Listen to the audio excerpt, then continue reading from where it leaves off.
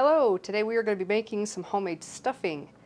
I'm going to be showing you a very easy way to make some delicious stuffing that is 50,000 times better than the boxed version. I guarantee it. So, let's dig in.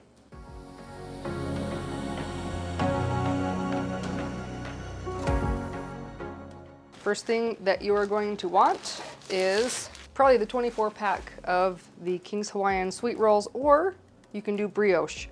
Either one works fine. Any kind of sweet bread that you can get your hands on, do that. And what we're gonna do is we're just gonna wrap them up in probably about, they're gonna vary in size. You want some a little bit big, a little bit small, but nothing really bigger than, I would say, like this. Okay? And we're just gonna go to town. This is something that's really easy for the kids to do too, so if you have them running around and they're driving you nuts, tell them to rip up the bread, because that's always fun for a kid. As long as they don't start hucking it at each other or eating it, should be all right.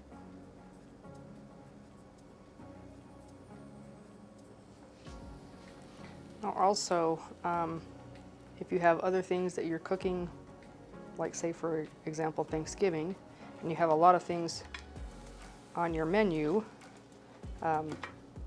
I generally start this a few hours beforehand because I prefer them to be a little bit on the drier side since they are fresh rolls.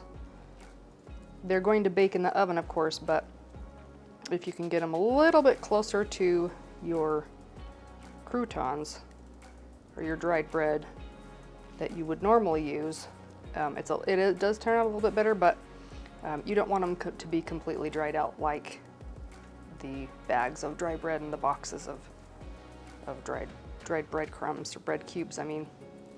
So you do want a little bit of moisture in there still.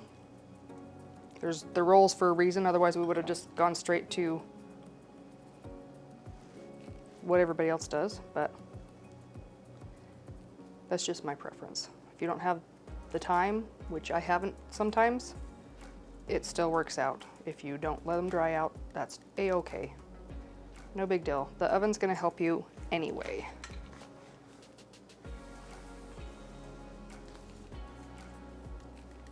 Also, because we're not starting this out in a saucepan, you can kind of see how much you're gonna need at any given time because you're gonna put it in the exact dish that you serve it from. So I feel like that helps. You're also gonna not wanna overfill it too much. Keep in mind you are gonna add things to it so it does sink, but in order to mix it, you do need a little bit of room. So I'm probably gonna go just about up to the rim here and call it good. Okay, so this is looking pretty good. All right, now that that is all in our pan, I'm going to set it off to the side and we're gonna get cooking our veggies. I'm gonna add a little bit of olive oil.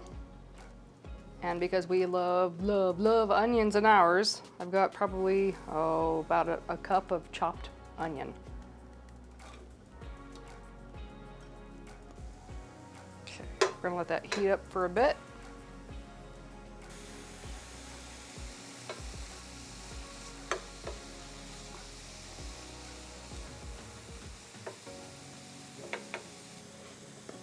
I'm gonna add just a tiny little bit of salt to this.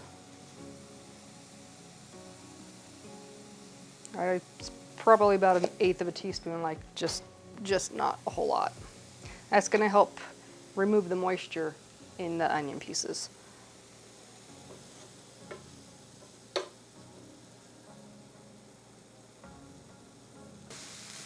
All right, they're drying out a little bit, which is a-okay.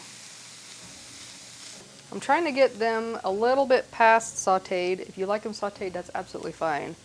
But I'm trying to get them just a little bit on the extra brown side, if that translates. I just really like the caramely flavor that comes out.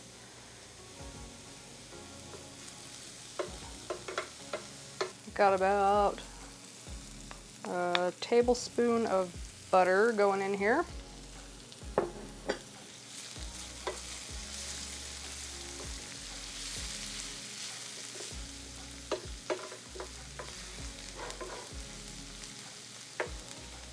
also going to help things brown up a little bit faster. Okay, these are kind of, they're not quite as brown as we're going to get them, but they're turning very good color. So now we are going to add in our, I think about a cup, this is 2 stalks of celery. I've also included the leaves in there because that's where a lot of the flavor is, believe it or not.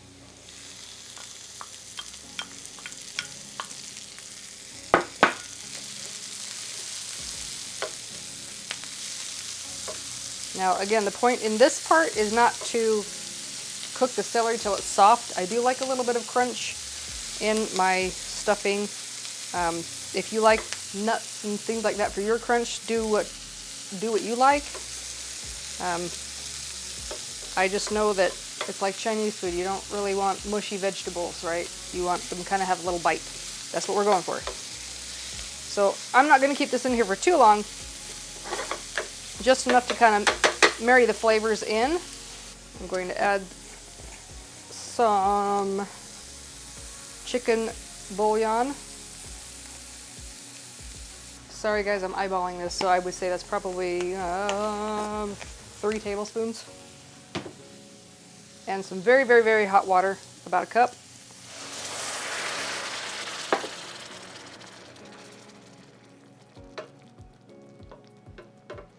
Add the rest of my butter in. In total, this is a 1/4 cup that I've used, just so you know. Okay, melt that down in there. And while that's getting happy, I've got some sage. Keep in mind, not all sage is created equal. Part of the top of this inventory that I have here was stuff from my garden, and that's going to taste different than the dried stuff that's been sitting for 4 years in someone's warehouse. So keep that in mind. Adjust as needed.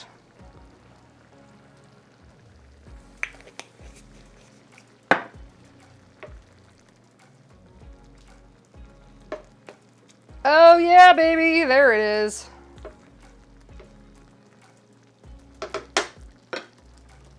I am going to add probably another 1/2 tablespoon of celery seed because I just like it. It's just amazing. Kind of gets stuck in your teeth and that's not good, but eating it's fun.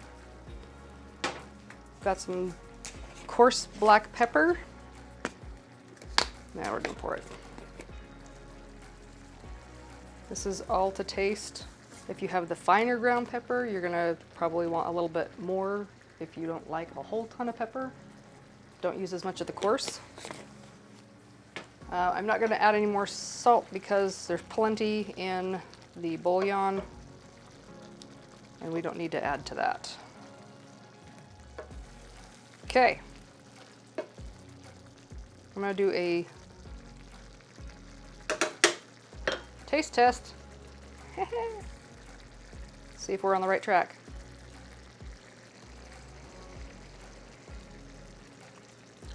We are definitely on the right track. All right, here's how we do this. You're going to be ever so gentle, ever so careful, not to burn yourself, and so that you don't get too much in one spot and not in another. So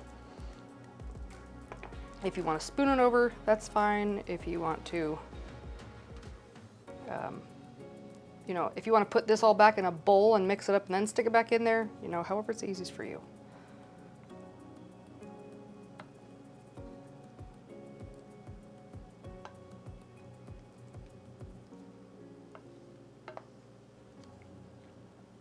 It's not going to look like it covers it, but I promise it will.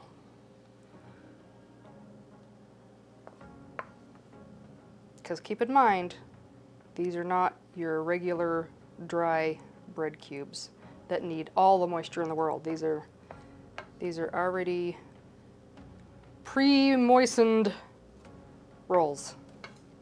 They don't need to be brought back to life.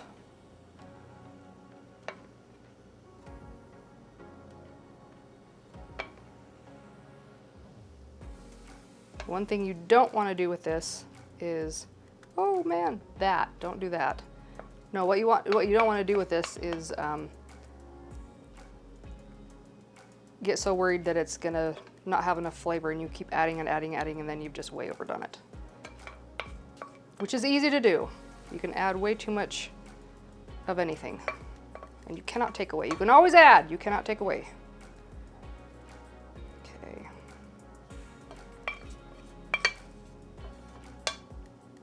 There's that. So, sorry. Okay, I'm just gonna give it a really light, quick toss here just to kind of make sure that it goes all through. Again, you're gonna think this isn't enough. I promise it is. I've done this every year. I love it. So, so good.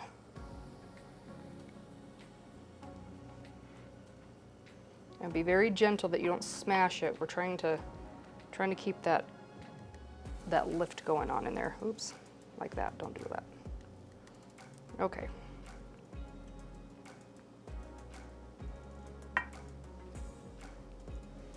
Somebody jumped ship.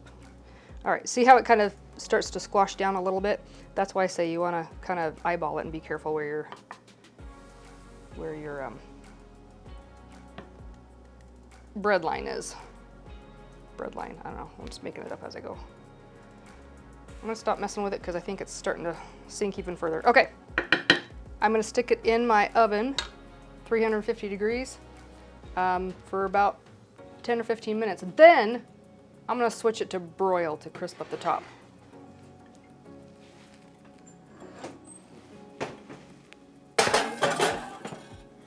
Okay. There you have it. See you in a minute.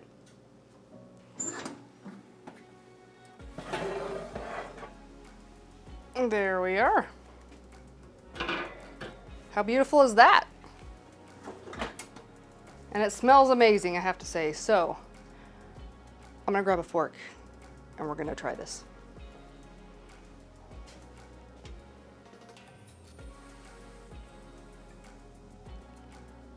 Here we go.